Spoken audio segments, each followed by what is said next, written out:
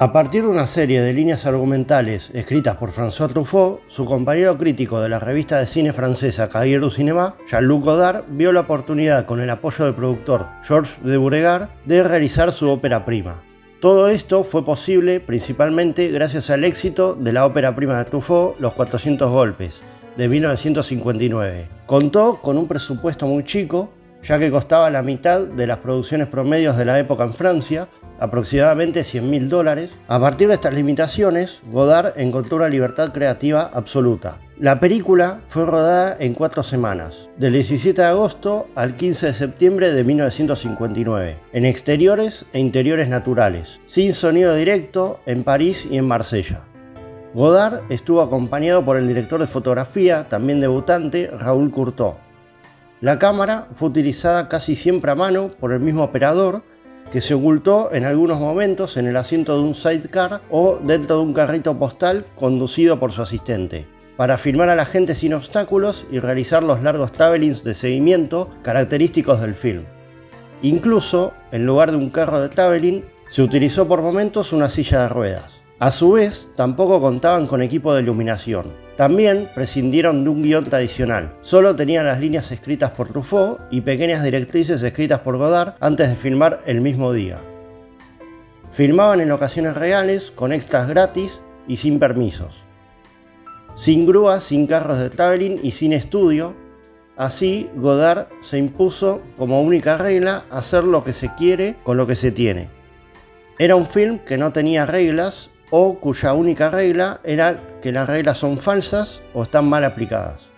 Finalmente fue un éxito comercial, ganando 20 veces lo que costó. De esta manera, Godard y su ópera prima Sin aliento, de 1960, dieron inicio al cine moderno, pero también se adelantaron en muchos aspectos al cine postmoderno. Se trata de una película que se mueve en una contradicción permanente.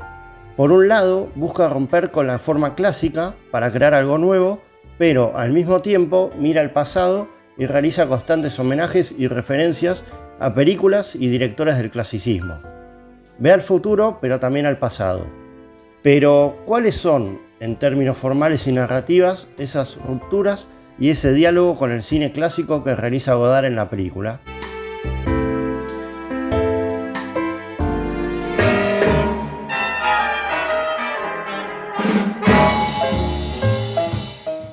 En principio, una de las rupturas más evidentes es la construcción y concepción de los personajes. Tenemos por un lado a Michel Pocard, un ladrón de autos que asesina a un policía y debe huir de Marsella a París.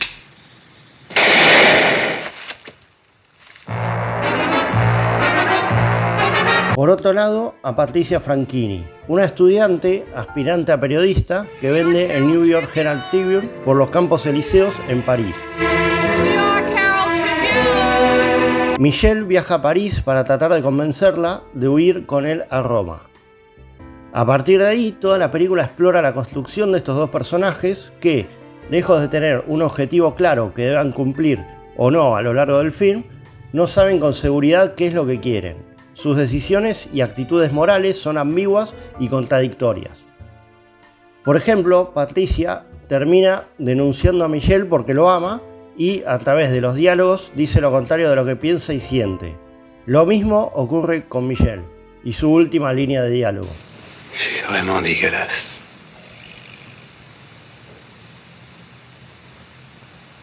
Los personajes hacen y dicen lo contrario de lo que sienten y piensan. Esto rompe con las convenciones clásicas del guión cinematográfico. We'll always have Paris. We didn't have, we lost it until you came to Casablanca. La frase de Patricia. I don't know if I'm unhappy because I'm not free, or if I'm not free because I'm unhappy. Lo resume todo. De todas formas, el principal modelo que tomó Godard para construir a Michelle es el clásico protagonista del film noir de la época dorada de Hollywood. En una conferencia, Godard lo comparó, sin ser específicamente la principal referencia, con el personaje de Dana Andrews en Fallen Angel de Otto Preminger de 1945. Godard decía: lo que vuelve similares a los personajes de Belmondo y Dana Andrews, tipos que en la época deberían representar cierto ideal de libertad, es decir, hacer lo que se quiere sin que a uno lo molesten, es que uno está acorralado por todos lados y no ve muy bien las estructuras generales que lo hacen andar de izquierda a derecha. En suma, un ideal estrictamente individualista representado por alguien que carece de moral, que no está ni a favor ni en contra, pero que hace lo que le pasa por la cabeza. O el sentimiento de libertad anarquista, no político si se quiere. Por eso generan esa atracción los films noir o policiales. Y es todo esto lo que buscaba Godard en su personaje principal, que es al mismo tiempo la propia libertad que él busca realizando su film, donde prescinde de guión y plan de rodaje y las ideas surgen sobre la marcha, transmitiendo a partir de la libertad la verdad que busca construir en cada plano. De ahí su predilección por los films noir norteamericanos y por directores como Preminger.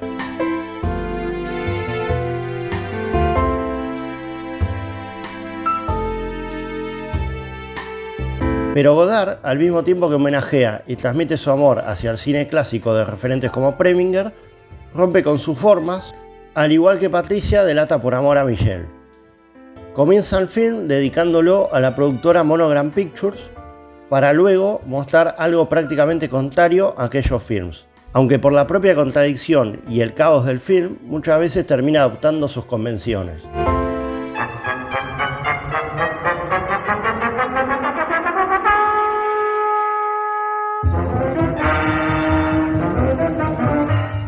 Como harían posteriormente directores como Martin Scorsese o Brian De Palma a partir de finales de los 60, en la llamada New Wave neoyorquina y el nuevo Hollywood, y más tarde Quentin Tarantino en los 90, Godard llenó Sin Aliento de referencias constantes a otras películas y a la literatura.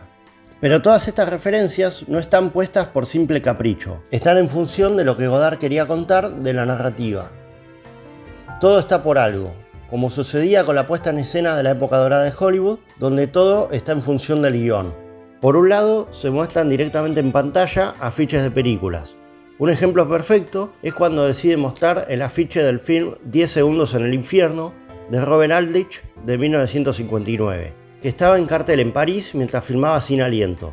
El tagline, Vivir peligrosamente hasta el fin, resume a la perfección la caracterización del personaje de Belmondo. Al mismo tiempo, funciona para reivindicar a Robert Aldrich como un autor y gran referente, director muy aclamado por los caballeros du Cinema. A continuación, en el mismo plano, rápidamente se produce otro guiño. Monsieur, pardon, vous n'avez rien contre la jeunesse. Si, moi j'aime bien les vieux. Pero esta vez no a una película, sino a la propia revista Caballero du Cinema, donde Michelle deja en evidencia la contradicción permanente que inunda el film. Mientras Godard innova en la forma del cine, su personaje le lleva la contra. Who are you? What you doing? I'm an American film director. My name is Samuel Fuller. I'm here to make a picture in Paris called Flowers of Evil.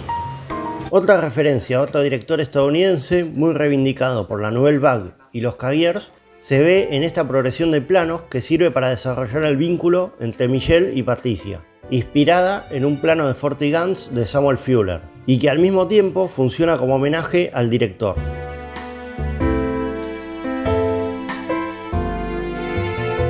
Otros guiños que Godard realiza son al director Jean-Pierre Melville. Quelle est votre plus grande ambition dans la vie? Devenir immortel, et puis mourir. Además de darle un personaje en la película, hace que Sin Aliento se desarrolle en el mismo universo parisino de Bob Le Flambeur. Et ton ami Bob Montagnier, lui me laisse contrer. Il est en tôle, ce con-là. Sans blague. Tu te rappelles quand tu as donné ton ami Bob?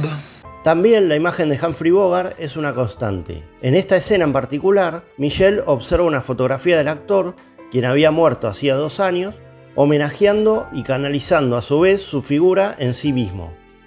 Michelle, de alguna manera, quiere construir y vivir dentro de su propia película de gángster o film noir, a imagen y semejanza de Bogart como referente constante. Acá entra en juego lo metacinematográfico, donde el personaje es consciente de que está en una película y constantemente se lo comunica al espectador, rompiendo la cuarta pared. Se lo comunica mirando a cámara y hasta burlándose, en este caso en particular, de la continuidad de la película, siendo absolutamente consciente, libre y rupturista dentro del film del que está formando parte.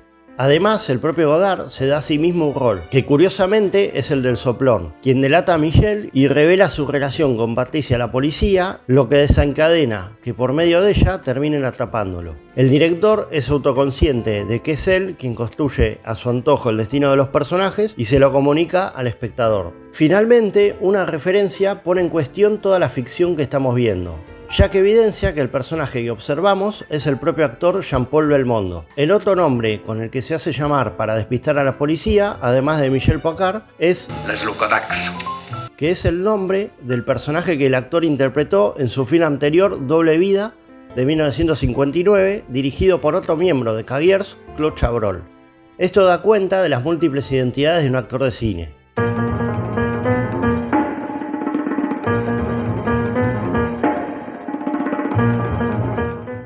Como ocurría en el cine clásico, en Sin Aliento toda la puesta en escena está en función de sus dos protagonistas y de su comportamiento. El caos y el desorden, tanto externo como interno de ambos, y de su tiempo convulsionado, se reflejan en cada decisión formal tomada por el director.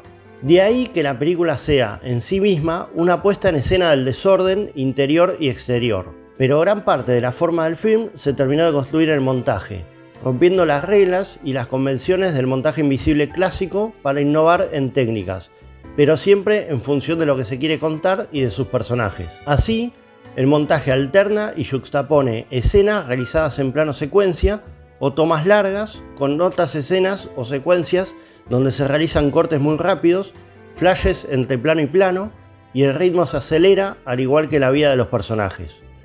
El uso del falso raccord y los errores de continuidad también son una constante y parte de la construcción de la poética del desorden del film.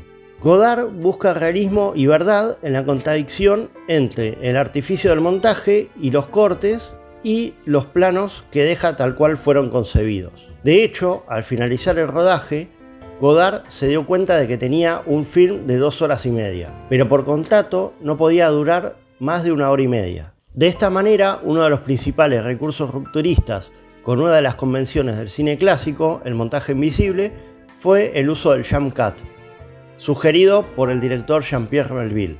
Godard expresó al respecto: y entonces recuerdo muy bien cómo se inventó este famoso montaje, que hoy se utiliza en los films publicitarios. Tomábamos todos los planos y sistemáticamente cortábamos todo lo que se podía cortar, tratando de salvar un mínimo de ritmo. Por ejemplo, en determinado momento había una secuencia de Belmondo y Sieber en auto. Habíamos hecho un plano con él y un plano con ella mientras hablaban. Y cuando llegamos a esta escena, que debía ser acortada como todas las otras, jugamos a cara o seca con la encargada de montaje.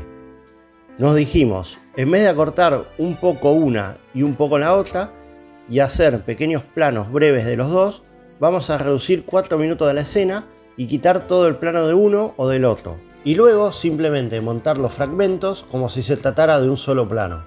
Apostamos a Belmondo y a Sieber, y ganó Sieber. Se hizo así. No es ni mejor ni peor. El principio es hacer lo que se puede. En ese film el montaje se encontró así. Hay una gran libertad de ritmo. Primero hay una obligación y luego una gran libertad de ritmo para cumplirla.